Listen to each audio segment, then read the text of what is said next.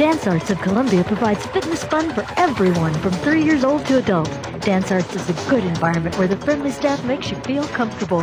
Dance Arts feels that dance is an art form that you can experience firsthand by learning tap, jazz, modern, musical theater, lyrical, and ballet. Dance Arts urges you to enjoy a sense of accomplishment while getting fit and having fun. For class information, call 875-1569. Dance Arts of Columbia, serving Columbia since 1979. Good morning and welcome to Radio Friends on this Monday, March the 25th. We've got two topics today, neighborhood programs in Columbia and pet health tips. Let's start with C.B. Chastain, Dr. C.B. Chastain. Good to have you here. And happy spring break. Thanks. This is spring break week, right? Same to you. CB is with the College of Veterinary Medicine, and we were going to talk about the importance, if you have pets, the importance of those annual physical examinations. Right.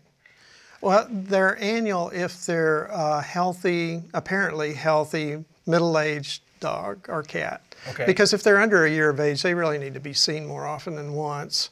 And if they're over 5, they may need to be seen more often than once a year. But in mid-age, 1 to 5 years of age or so, then one physical exam a year is okay. And what about as far as the vaccinations? Is there a difference if your pet is strictly an indoor pet, like if you have cats and they're only indoors? Are there some vaccinations that are not needed, or should they have the full reign of them too? That's one of the things I wanted to bring up today is that, well, first, vaccines are considered core. That means all dogs or cats need to have those vaccinations because the diseases are so dangerous to them, or they might be transmittable to humans and so forth. Then there's non-core vaccinations, and those are for special situations. Okay. So the core vaccinations are what?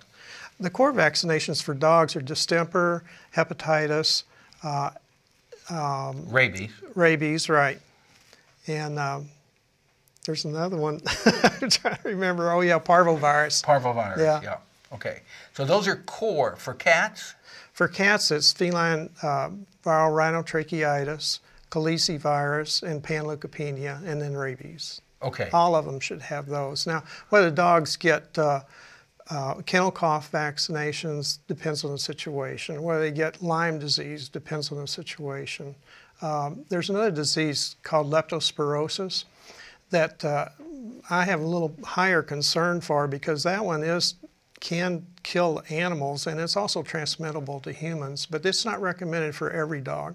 And part of the reason for that is that it's carried mainly by wildlife, so it depends on whether they're going to be anywhere around other animals, including wildlife. Mm-hmm.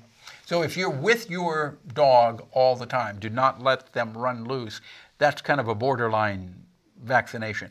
Now, what about for cats who are indoors all the time? Well, still they need the core vaccinations because, like, panleukopenia is a virus that can last for months in the environment, and so you might be around another cat somewhere else and carry it in on your shoes. So they're always at risk for some of the diseases like panleukopenia. Okay. There's some other diseases like chlamydia that cause eye infections and nasal infections the disease is usually mild enough that it's not really recommended unless they're in a situation where there's a lot of cats together and their immunity might be low. And Okay, but obviously this is a lot to take in a 4-minute segment. Right. So you need to talk to your veterinarian about this. Or if people want more information, they can call you at the University of Missouri Veterinary Teaching Hospital. 882-7821. Can they go online and find out more about it? Yes, they should be able to do that. Go online to the veterinary hospital website? Right. Mm-hmm. Okay. All right. About out of time. Anything else you want to mention as we go into spring? Well, one thing I did want to mention is that the American Veterinary Medical Association and the American Animal Hospital Association now recognize that a lot of the core vaccinations last longer than 1 year, so they don't have to be boosted every year for the core vaccinations. So how do you know that? Because we've done studies that show that dogs and cats are protected for more than 1 year. And the reason I want to bring that up is that doesn't eliminate the need for physical examinations every year. So they still need to have physical examinations every year, but they might not need the vaccinations. So you talk to your vet about right, that. Your veterinarian would know. Okay, CB, thank you so Thanks, much. Paul. Good seeing you today. Now we turn to Bill Canton, City of Columbia. First time on Radio Friends. Good to have you here, It's Bill. an honor. Thank you for having me. You're here to talk about neighborhood programs that are available to people in the city that Yes, they sir. may not realize. What are they? I'm part of my position. I'm in the Office of Neighborhood Services, which is part of the city's community development department. And one of the things we do is we work very closely with the city's neighborhood associations, and we have several programs that those neighborhoods can take advantage of to help build community projects. One of them is a cleanup project. Basically, I can pay for folks to set dumpsters in their neighborhood, and if they want to do a neighborhood-wide cleanup, that way we can encourage people if they have like bulk items in individual yards they want to pull out, they can't otherwise dispose of. We can help them with that. Now, is there a cost for that? My office pays for the under that program. The neighborhood would apply for the funds. And you just bring it, and it's free of charge. Yeah, yes. My office absorbs the cost. Well, that's nice of your office to do that. Yeah, it's Okay. we work with solid waste on that, and so it's like we pay solid waste for the dumpsters. So it's a great arrangement.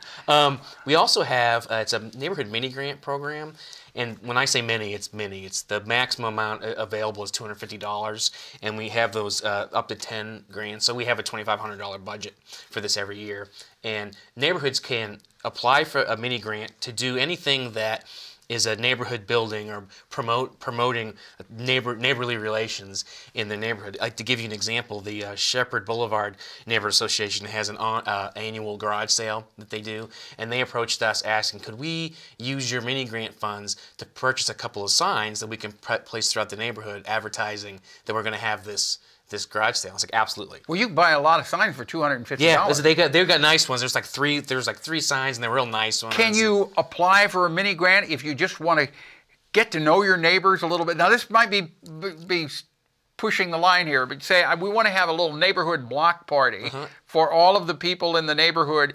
Can they apply for a grant for that? I'll tell you what, it's, if there's an annual meeting component to that, for example, we had another neighborhood last year that we paid for funds for them to do a neighborhood Easter egg hunt.